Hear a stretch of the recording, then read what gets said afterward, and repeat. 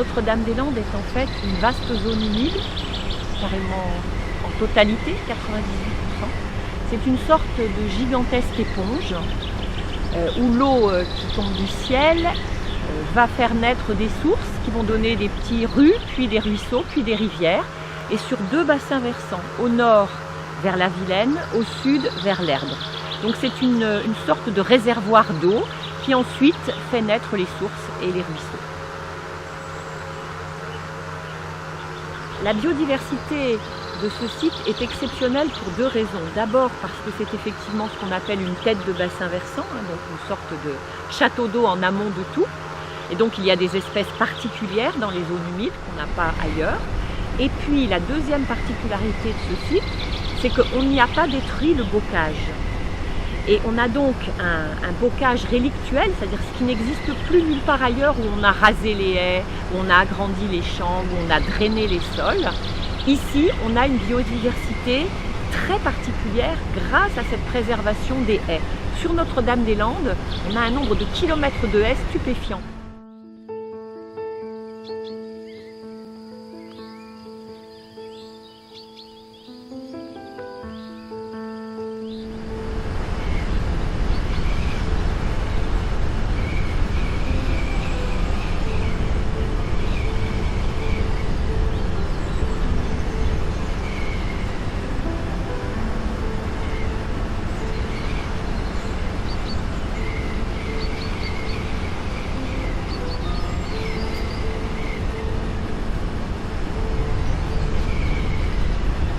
La ZAD, on pourrait dire que c'est une coévolution entre des écosystèmes et des pratiques humaines.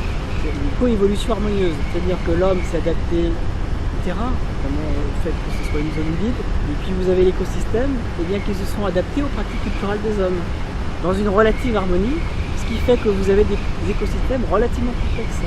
Et notamment tout ce bocage, ce réseau très dense de haies, ça c'est un des éléments qui contribue à la biodiversité, en attirant des espèces qui viennent se nourrir sur place. Poser un aéroport sur ce site, ça veut dire détruire des terres agricoles qui sont nourricières. Cela veut dire détruire des espaces naturels avec une biodiversité dont nous avons besoin, dont on sait qu'elle s'érode partout. Et c'est aussi un gaspillage d'argent public.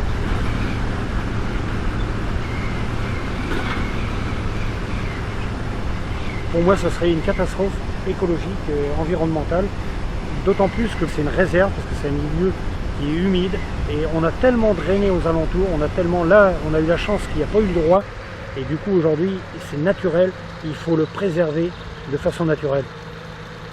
Et je ne connais pas tous les indices bien sûr, et dans ceux que je connais, c'est une volonté aussi de ne pas détruire ce milieu. Donc pour moi, c'est une grande chance. Voilà.